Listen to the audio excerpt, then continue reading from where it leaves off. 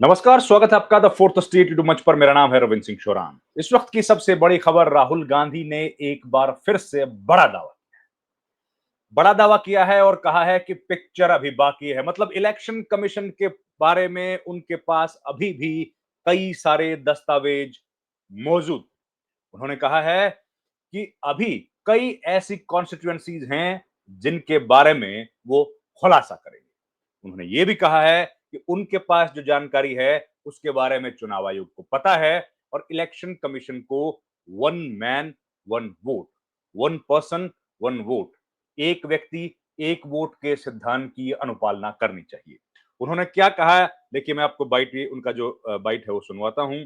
ये बड़ी बात है जो राहुल गांधी ने बोली, सुनिए। शिकायत आज तक इतने दिन बीत जाने के बावजूद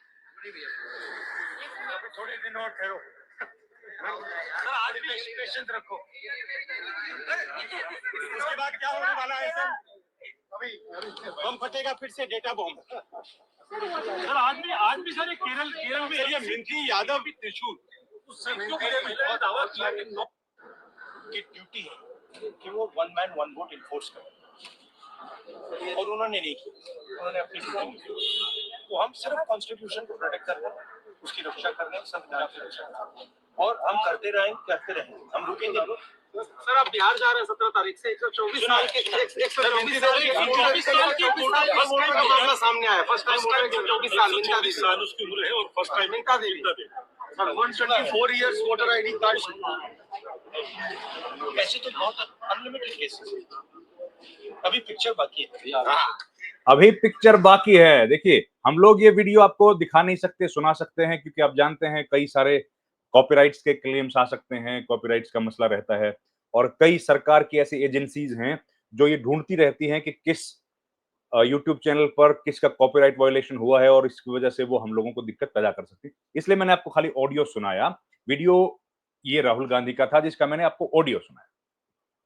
अब राहुल गांधी का कहना है कि अभी पिक्चर बाकी है। देखिए, हमने देखा 300 सांसद, 1 2 10 20 नहीं, 300 सांसद, इतने बड़े स्तर पर कोई प्रतिनिधिमंडल या फिर सांसदों का कोई डेलीगेशन या सांसदों का कोई मार्च संसद भवन के बाहर हुआ हो, हमारी जानकारी में नहीं है। ये ऐतिहासिक है।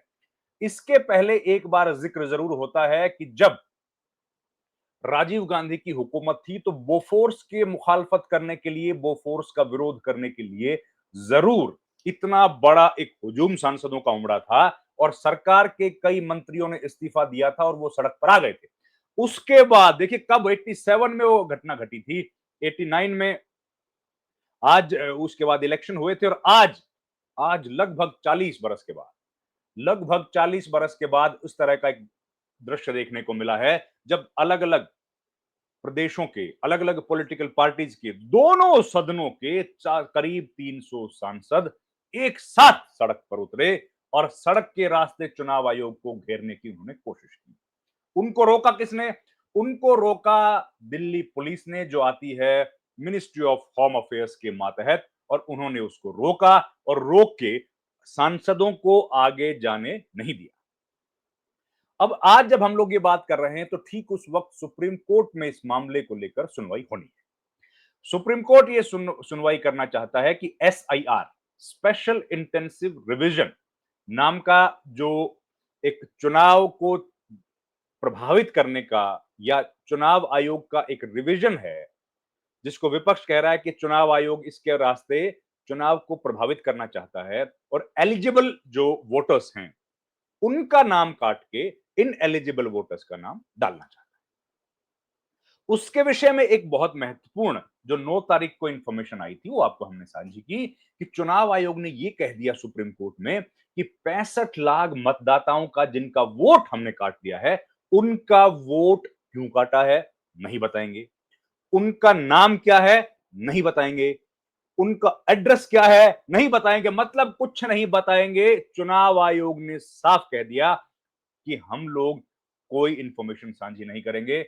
इलेक्शन कमीशन का ये लिखित जवाब था हिंदुस्तान की सबसे बड़ी अदालत सुप्रीम कोर्ट ऑफ इंडिया। इसके पहले चुनाव आयोग को एक हिदायत दी थी, चुनाव आयोग को हिंदुस्तान के सुप्रीम कोर्ट ने, कि आप आधार को उपयोग करो, वोटर आईडी का उपयोग करो, लेकिन उस पर भी इलेक्शन कमीशन मना कर गया। चुनाव आयोग ने कहा कि हम लोग नहीं करेंगे, और हद तो तब हो गई जब 65 लाख मतदाताओं के वोट जिनके कटे हैं, उनके कारण नाम और पते बताने से इलेक्शन कमीशन ने इनकार कर दिया। अब महत्वपूर्ण यह है कि आज भी हमने देखा संसद भवन के भीतर, संसद भवन के बाहर, जो संसद भवन परिसर है, उसमें कांग्रेस और विपक्ष दलों के सांसद अपने एक टी-शर्ट पहन के आए थे, और उस टी-शर्ट पर मिंटा देवी नाम की महिला का फोटो लगा था और उनका वोटिंग कार्ड का जिक्र था। और उसमें कहा गया है कि 124 बरस की ये महिला है। हम लोग उनकी स्वस्थ सेहत की, लंबी उम्र की कामना करते हैं। और उसमें बताया गया कि वो 124 बरस की महिला हैं और उनके नीचे कोई 119 साल का, कोई 120 साल का, इस तरह कई सारे लोगों के नाम थे कि जो सूची है कि इन लोगों का वोट बन गया है। अब उनका विरोध किया जा रहा है कि मिंटा देवी का वोट बन गया, देखिए ये क्या हो रहा है इस मुल्क में। तो ये तमाम ऐसी चीजें हैं जिनको लेकर आज पशोपेश बनी हुई है। Election commission versus Rahul Gandhi या election commission versus opposition party, ये अब स्पष्ट हो गया है। हिंदुस्तान में अब चुनाव आयोग या तो आर या पार। ओपोजिशन पार्टीज इस दावे को, इस वादे को लेकर चल रही हैं कि इलेक्शन या तो इस देश में जब होगा तो बिल्कुल पाक साफ होना चाहिए। वोटिंग लिस्ट जो बनी है, वोटिंग लिस्ट जो बनी है वो क्लीन होनी चाहिए। उसी व्यक्ति को वोट मिले जिस व्यक्ति का नाम है। अब ये राहुल गांधी ये भी कह रहे हैं कि 1 पर्सन 1 वोट का अधिकार है। अब संविधान तो यही कहता है। संविधान ने तो, मैंने आपको बताया था एक दूसरे वीडियो में भी, संविधान ये कहता है कि आप वोटिंग बूथ के बाहर कोई भी हो सकते हो, कोई भी। आप अमीर हो सकते हो, आप हो सकता है मर्सिडीज से आए, आप गरीब हो सकते हैं, हो सकता है आप मोटरसाइकिल पर आए, हो सकता है आप बहुत गरीब हैं और आप रिक्शा से आए हैं, हो सकता है आप बहुत अमीर हैं और आप रोल्स रॉयस से आए हैं। लेकिन चुनाव आयोग को कोई फर्क पड़ने वाला इस बात से नहीं है। उनको इस बात से कोई मतलब नहीं आप कैसे आए। हो सकता है आपकी हाइट 7 फीट की हो सकता है आपकी हाइट 3 फीट की कोई फर्क नहीं पड़ेगा। हो सकता है आप 125 किलो वजनी व्यक्ति हो सकता है आप केवल 40 किलो हो। चुनाव आयोग ने कहा कि इस कतार के बाहर आप हो सकते हैं अलग, लेकिन यहां जब आएंगे तो आपको एक ही वोट मिलेगा। एक व्यक्ति एक वोट का सिद्धांत भारत के संविधान ने बनाया और जिसको 75 बरस तक हिंदुस्तान की जमहूरियत ने लागू किया। आज उस पर खतरा है, ये आरोप है विपक्ष का, और उस आरोप का जवाब अभी तक चुनाव आयोग ठीक तरीके से नहीं दे रहा है।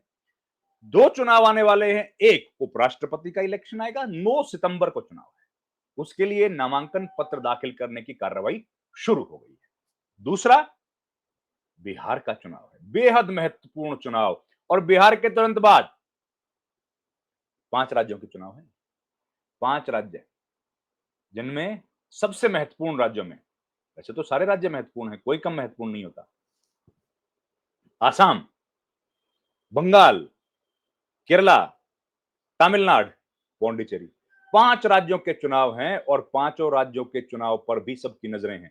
ये सारे जो इलेक्शन होंगे ये मार्च तक खत्म हो जाएंगे। देखिए आज हम लोग अगस्त में बैठे हैं, तो सितंबर, अक्टूबर, नवंबर, दिसंबर, जनवरी, फरवरी और मार्च, अगले 6-7 महीने में इस देश में 6 बड़े राज्यों के चुनाव हैं, और चुनाव, और एक उपराष्ट्रपति का चुनाव है, और चुनाव आयोग की साख, चुनाव आयोग की रेपुटेशन पूरी दांव पर लगी हुई है।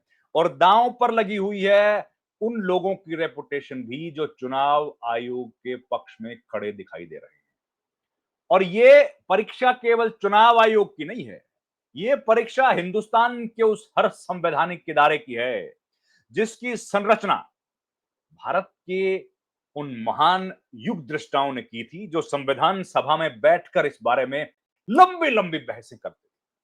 और उन्होंने हमको ये मौलिक अधिकार दिया है कि एक व्यक्ति एक वोट और हर इंसान बराबर। अब सवाल यह है कि क्या उस संविधान के दिए गए हमारे मौलिक अधिकार को कोई संवैधानिक संस्था छीन सकती है, या कोई उसमें दिक्कत पैदा कर सकती है? अगर चुनाव आयोग ऐसा कर रहा है तो उसको ऐसा करने से दूसरी संवैधानिक संस्था सुप्रीम कोर्ट रोक सकता है। अब आज हियरिंग है, हियरिंग के बाद क्या अपडेट आता है आपको जरूर बताऊंगा। आपसे गुजारिश है 4 बजे हमारे शो में जो लाइव होगा उसमें जरूर जुड़िए। इस वीडियो में इतना ही। आपसे गुजारिश है हमारे चैनल को लाइक, शेयर और सब्सक्राइब जरूर कीजिए। आपका बहुत बहुत धन्यवाद।